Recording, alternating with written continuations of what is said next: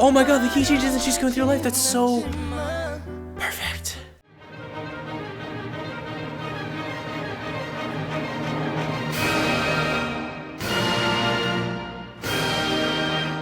You're now reacting to the SM Station song featuring Yesung from Super Junior and Bumkey from the boot group Troy. The lyrics were written from the perspective of a carpet that has seen everything its owner has been through. The carpet tells the girl that it is always there for her to provide her comfort and rest when she needs it. The song is composed by Mono Tree, and by the way, like the little jingle you hear at the beginning is just the SM Station jingle. It isn't actually part of the song. I hope this piece is not an E flat minor, because that would be a bum key to play on the piano. Oh yeah. Let's go.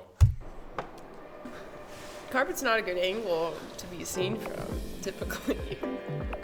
Whoa. Oh, that's like, I thought that was the actual music video. I was like, wow, this is awesome already. SM promo.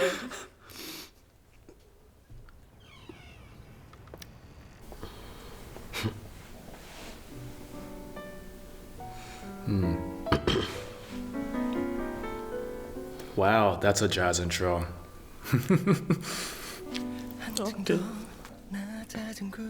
Huh? I think I just got goosebumps.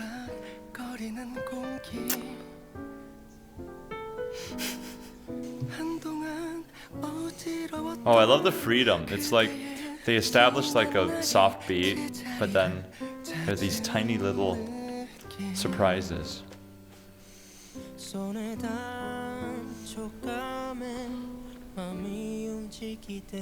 Yeah, at school they've got like the alter dominance going on to make it a little more flavorful.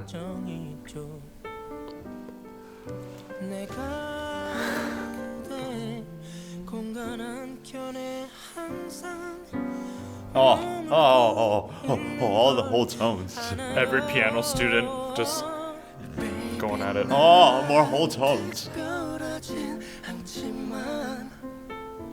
It's always interesting how when somebody wants to get super emotional, they just pick piano, you know, and then I feel like they sing it a specific way too. Like why we associate that with those emotions, you know? Oh, this. It's got character now.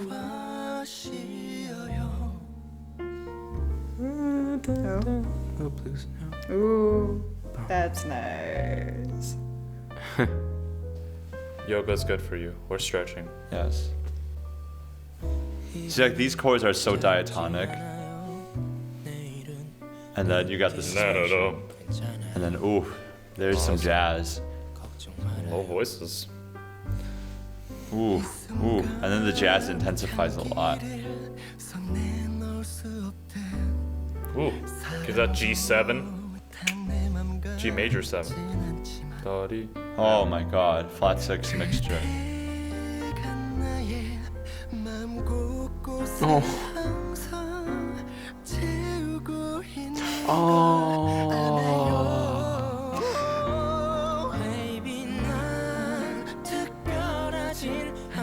I feel like that might have been really creepy, but like it wasn't because of context. No, it's like Aladdin.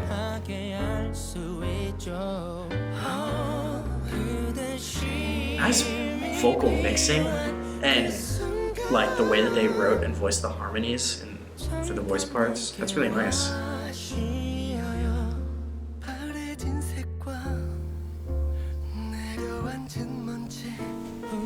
It's been a while since I've seen a cassette tape. Oh, she's still playing the piano. No, she's grown. Oh my god, that rising? Oh my god, the key changes and she's going through life. That's so perfect. It's not truly like dramatic and heart-wrenching if you don't modulate up like a step, at least. Is the carpet? No, Toy Story 3. The carpet is. Stop. No! Singing that in unison is really effective. More whole tone. Like we heard in the beginning, but it's sadder now. She's buying a new carpet. Or is it the same one? What? It's the same carpet. I'm so confused. The stain is the same. But man, they should have ended on minor 4 though. It would have been so. Man, she's got a thing for that upholstery. Those are expensive. You absolutely would have a thing for those. Those like a nice rug. I don't know why, but that made me really sad. The story or the music or a combination? I mean, the music was like... Music was pretty sad. I feel like there's a lot of songs that we listen to that are that like very calm but emotionally drawing you in kind of songs where it's just like mostly vocals and solo Sort of piano.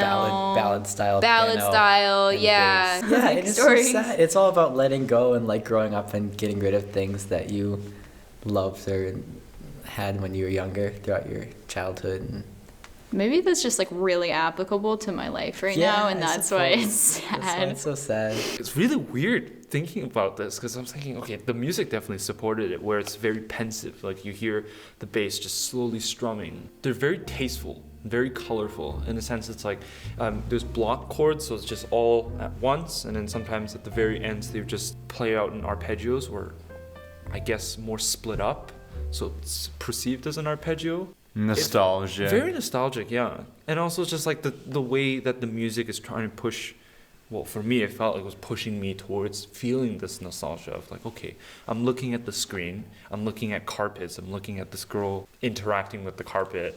And then, yeah, it's like the inflections, all the ups and downs, and also like the whole tone scale. It's like a little bit peculiar, I think. I don't really know why they put it there, but it made it stand out.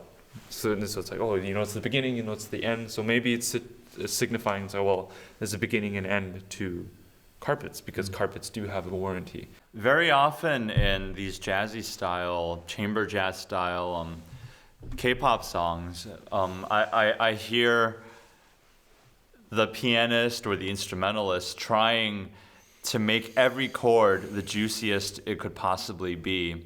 And the result of that is a lot of the songs end up sounding somewhat similar because every chord is just so juicy.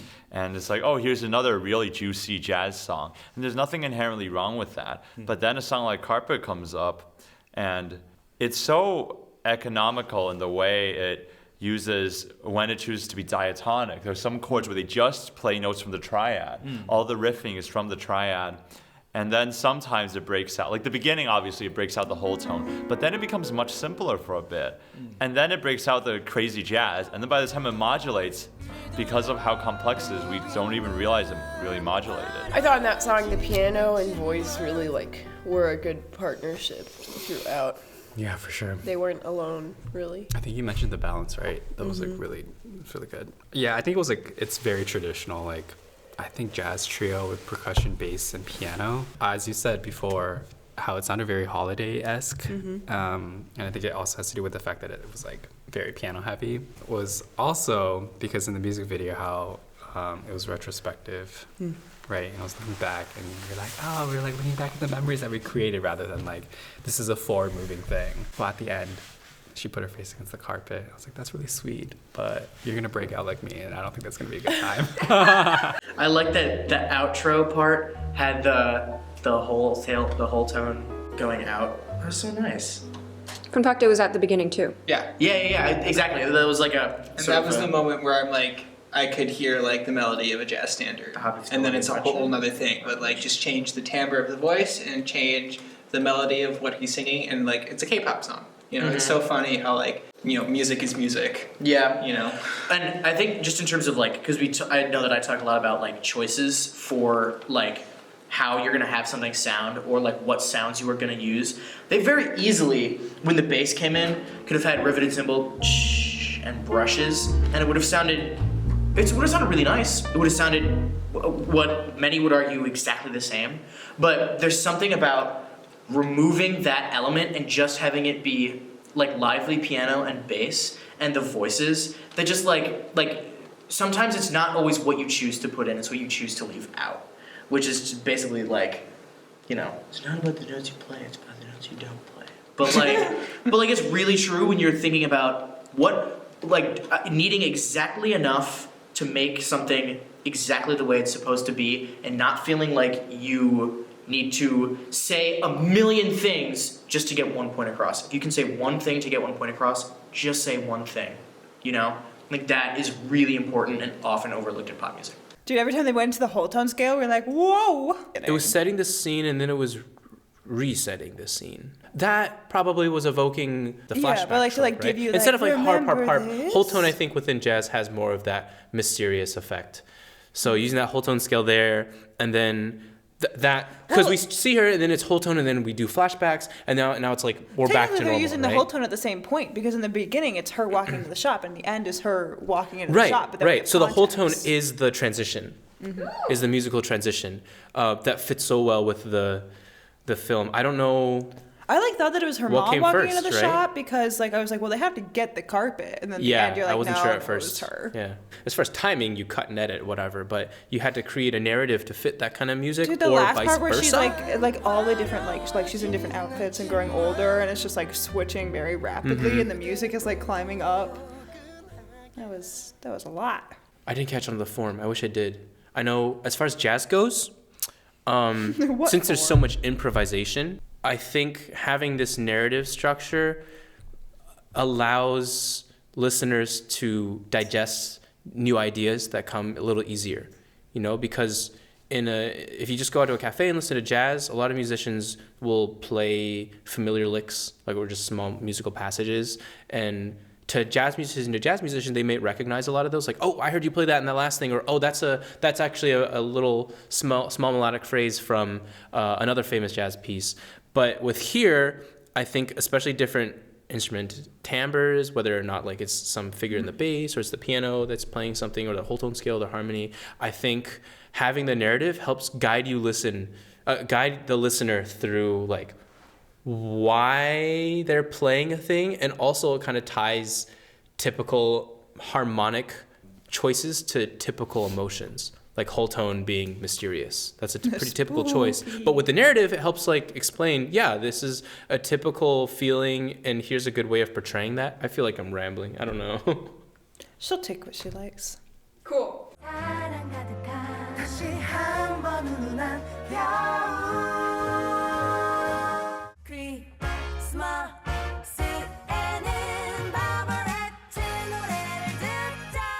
I'm How still to read phonetic. trying Thank you, to 'cause that will help communicate in ASL, so